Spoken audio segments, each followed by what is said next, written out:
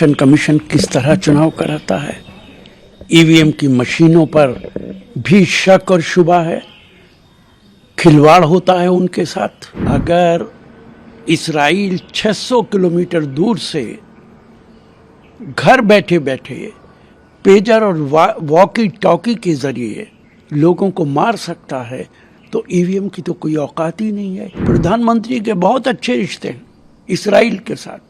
Israel इन मामलात के अंदर एक्सपर्ट है। ईवीएम का बड़ा खेल कहीं भी हो सकता है और उसके लिए भारतीय जनता पार्टी चुनाव से पहले ये सारे काम कर लेती है। देखिए, महाराष्ट्र के अंदर अगर फ्री एंड फेयर इलेक्शन होता है, जिसकी उम्मीद मुझे बहुत कम, तो भारतीय जनता पार्टी का सफाया हो जाएगा। अगर फ्री एंड फेयर इलेक्शन होता है, जिसकी उम्मीद मुझे बहुत कम, तो भारतीय जनता पार्टी का सफाया हो जाएगा।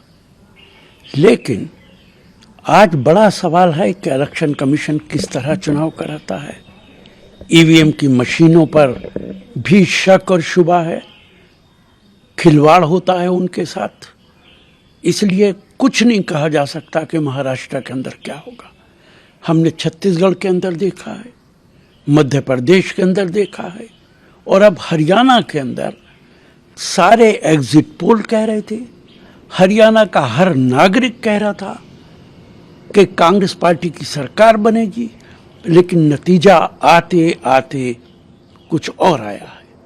इसलिए महाराष्ट्र के अंदर सारे विपक्ष को दबाव बनाना चाहिए कि ईवीएम से चुनाव ना होकर बैलेट पेपर से चुनाव हो, वरना मुझे शक है कि महाराष्ट्र के अंदर भारतीय जनता पार्टी की सरकार और इलेक्शन कमीशन कुछ भी कर सकते हैं। मेरा कहना है कि अगर इस्राइल 600 किलोमीटर दूर से घर बैठे बैठे पेजर और वॉकी टॉकी के जरिए लोगों को मार सकता है तो ईवीएम की तो कोई औकात ही नहीं है। और प्रधानमंत्री के बहुत अच्छे रिश्ते हैं इस्राइल के साथ। इस्राइल इन मामलात के अंदर एक्सपर्ट है। इसलिए ईवीएम का बड़ा खेल कहीं भी हो सकता है और उसके लिए भारतीय जनता पार्टी चुनाव से पहले ये सारे काम कर लेती है। देखिए, बहुत चिंता की बात है जब 6 डिप्लोमेट्स को भेजा जाता है, कोई भी कंट्री भेजता है, तो इसका पता चलता है कि उस कंट्री के साथ हमारे रिश्ते ठीक नहीं हैं। कनाडा के साथ तो हमारे रिश्ते बहुत अच्छे रहे हैं। आज इस हद तक हमारे रिश्ते खराब हो गए कि 6 डिप्लोमेट्स को भेजना पड़ रहा है। तो भारतीय जनता पार्टी जो कहती थी पूरी दुनिया में डंका बज रहा है मोदी साहब का, क्या ये वही डंका है? आहिस्ता आहिस्ता प्रधानमंत्री ने भारत की स्थिति दुनिया में ये कर दी है कि आज हमारी इज्जत दिन ब दिन घटती जा रही है। और कनाडा के अंदर जो कुछ हुआ है ये उसकी बड़ा सबूत है। वहाँ के प्रधान क्या हुई उसमें भारत की संलिप्तता है, हालांकि भारत की तरफ से लगातार इस बात का इनकार किया। देखिए, सवाल ये है, भारत के इनकार करने से कोई नहीं मानेगा। कनाडा को चाहिए कि सबूत दे अगर इसके अंदर हमारा हाथ है, और भारत सरकार को चाहिए कि उन सबूतों को देखे और इस बात को क्लैरिफाई करे, क्योंकि इससे सिर्फ कनाडा नहीं पूरी दुनिया के अंदर हमारी बदनामी होती है। ऐसा वाकया सिर्फ कनाडा के अंदर नहीं हुआ है, कई मुल्कों के अंदर इस तरीके के वाकयात हुए हैं। अमेरिका में भी हुए हैं, पाकिस्तान में भी हुए हैं, जिन पे हम पर इल्ज़ाम लगाया जाता है। तो ये बात पहले कभी नहीं होती थी, बीजेपी की सरकार के अंदर ही ये होना शुरू हुआ। तो इसलिए इसे बहुत सीरियसली लेना चाहिए।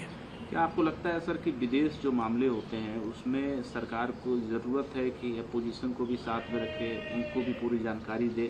देखिए, विदेश में नहीं, भारत में भी आप जो कुछ कर रहे हैं, लोकतंत्र है, आप विपक्ष को एतमाद में लेना चाहिए, कॉन्फिडेंस में लेना चाहिए। यूपीए की सरकार में जो भी कानून बनते थे, हम हमेशा विपक्ष को कॉन्फिडेंस में लेते थे।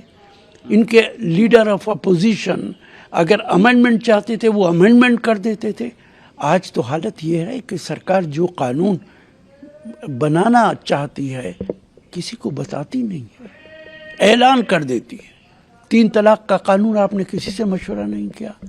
किसानों का कानून आपने किसी से मशवरा नहीं किया, कश्मीर का 370 आपने किसी से मशवरा नहीं किया। अब वक्फ चल रहा है, पहले ही कह रहे हैं अमित शाह कि हम विंटर सेशन के अंदर पास कर देंगे। तो अगर आप विंटर सेशन में पास करेंगे तो ये जेपीसी क्या कर रही है? तो ये लोकतंत्र के परागचे उड़ा रहे हैं और ऐसा लगता है कि भारत के अंदर तानाशाही है। सर, मीटिंग के लिए आज से पाकिस्तान में रहेंगे, इस्लामाबाद में। तकरीबन 9 वर्षों के बाद भारत सरकार का कोई मंत्री पाकिस्तान। देखिए, एक तरफ ये सरकार कहती है कि पाकिस्तान से हम कोई बात नहीं करेंगे, और अब हमारी विदेश मंत्री मीटिंग में जा रहे हैं तो क्या वहाँ ज़बानें बंद करके बैठेंगे? बात तो करनी पड़ेगी। आप ऐसा नहीं है कि पाकिस्तान में जाएंगे और पाकिस्तान से बात ही नहीं करेंगे, आंखें और कान बंद करके बैठ जाएंगे। एक तरफ आप कहते हैं हम पाकिस्तान से बात नहीं करेंगे, दूसरी तरफ हमारा विदेश मंत्री पाकिस्तान जा रहा है।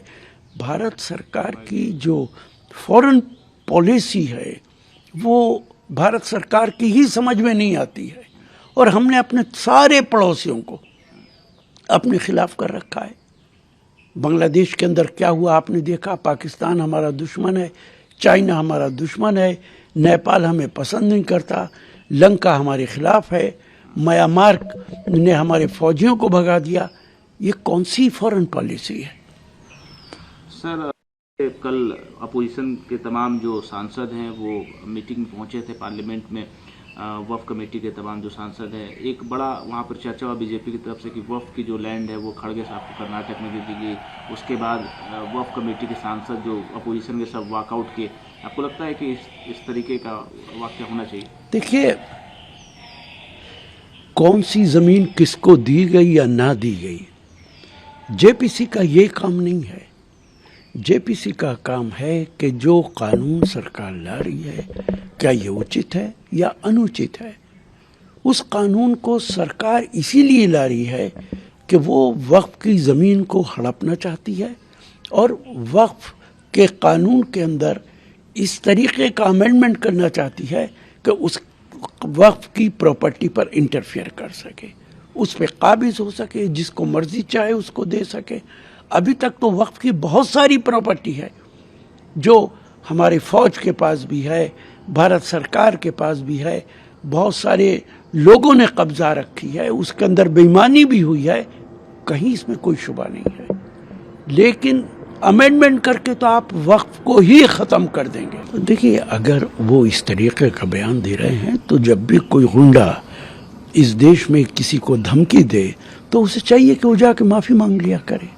अगर देश में कोई कानून नहीं है, कानून का राज नहीं है, तब तो फिर भारत के अंदर यही होना चाहिए, जिससे डर लगे उससे माफ़ी मांग लो, जो धमकी दे दे उससे माफ़ी मांग लो, कानून को उठा कर रख दो।